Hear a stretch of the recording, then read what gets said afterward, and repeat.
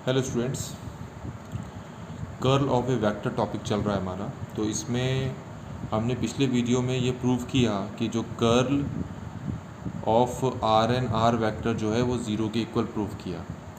ये आपको याद रखना है, ये इम्पॉर्टेंट भी है, ये याद भी रखना है आपको, क्योंकि आगे आप देखें हमें क्या कहा है। हमारे पास ये है कि आपको एक वी वेक्टर दे रखा है, तो हमें del cross we vector find out करने के लिए कहा है। डेल क्रॉस का मतलब होता है कर्ल, तो आपको curl of V vector find out करने के लिए कहा है, जिसको obviously del cross we vector ही लिखते हैं। अच्छा, अब यहाँ पर वी वेक्टर कितना है, ये है, इसमें आर को ऊपर ले आऊँ तो ये हो जाएगा आर की पावर -1 आर वेक्टर। और अभी देखें ऊपर यहाँ पर क्या प्रूफ किया था कि आर एन आर वेक्टर क्या होगा, ज़ीरो। इसका मतलब एन की जगह कुछ भी हो, कोई भी नंबर हो, तो उसका कर्ल ऑलवेज कितना होगा, ज़ीरो। तो ऑब्वियसली यहाँ पर जो डेल ऑफ ये है कर्ल वी वेक्टर ये है, जो कि ये बिल्कुल इसके जैसा दिख रहा है, तो इसका भी कर्ल कितना होगा, ज़ीरो होगा। तो कर्ल ऑफ वी वेक्टर यहाँ पर कितना होगा, zero.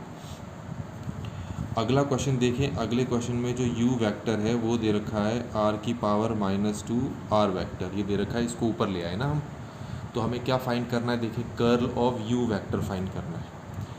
Curl of u vector find करना है, जिसको डेल क्रॉस u वेक्टर लिख सकते हैं, जिसको del cross r-2 r vector लिख सकते हैं। अब इसको अगर हम इससे कंपेयर करें तो यहाँ पर n है और यहाँ n की पावर -2 है। तो जैसे ये इस वेक्टर का जो कर्ल है वो ज़ीरो है, वैसे इस वेक्टर का कर्ल भी कितना होगा, ज़ीरो होगा। तो ये आपको समझ में आ गया होगा। और आपको मैंने पहले भी बता दिया था, अगर किसी वेक्टर का कर्ल ज़ीरो होता है तो उस वेक्टर को इररोटेशनल वेक्टर कहते हैं। तो ये भी क्या है, इररोटेशनल वेक्टर। तो इसका वेक्टर, इसका कर्ल भी ज़ीरो है, तो इसका मतलब ये भी इररोटेशनल वेक्टर है। इसका कर्ल भी ज़ीरो है, इसका मतलब ये भी इररोटेशनल वेक्टर है। तो चलिए अगला क्वेश्चन करते हैं। ये क्वेश्चन हमारे पास अगले वीडियोज़ के लिए है।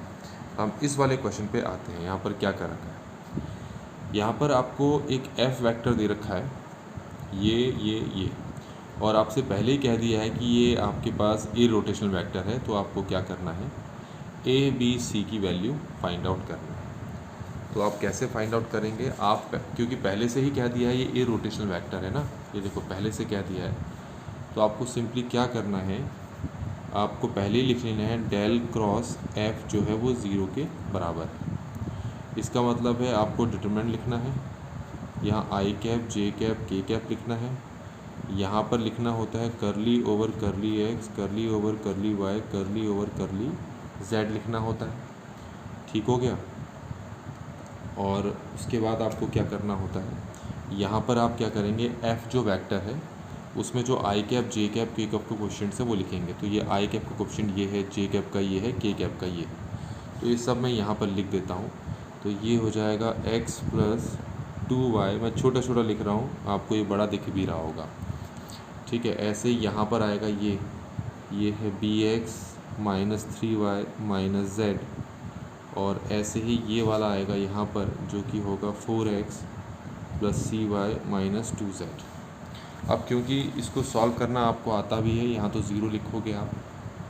अब कैसे करोगे, आई कैप तो आई कैप रहा, पहले इसको इस लास्ट वाले से मल्टीप्लाई करेंगे।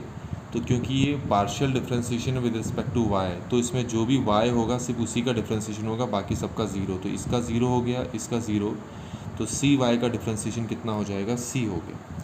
तो इसको इससे मल्टीप्लाई करने से हमें c मिला, फिर माइनस इसको अगर इससे मल्टीप्लाई करेंगे तो सिर्फ z वाले का डिफरेंशिएशन होगा, बाकी सब ज़ीरो। तो इसका ज़ीरो, ये है bx - 3y का ज़ीरो, और ये -z है, तो -z का पार्शियल डिफरेंशिएशन +1 हो जाएगा, तो ये +1 हो गया। तो आई कैप मिल गया हमें। अब ये जे कैप के लिए करना है, -j कैप के लिए।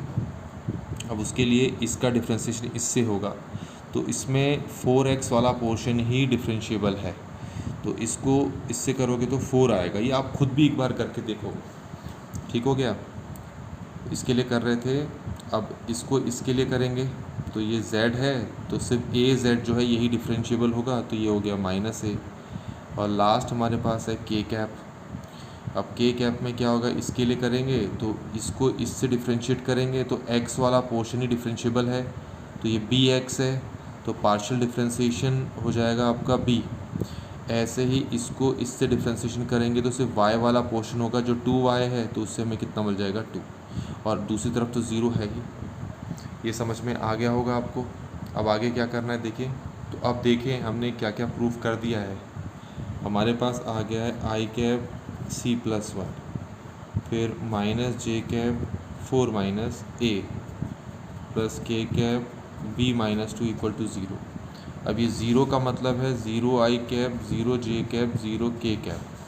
तो आई कैप यहाँ है c+1, यहाँ है 0, तो आप कहोगे c+1 0 है। जे कैप यहाँ कोफिशिएंट है 4 माइनस है, यहाँ 0, तो आप कहोगे 4 माइनस है 0।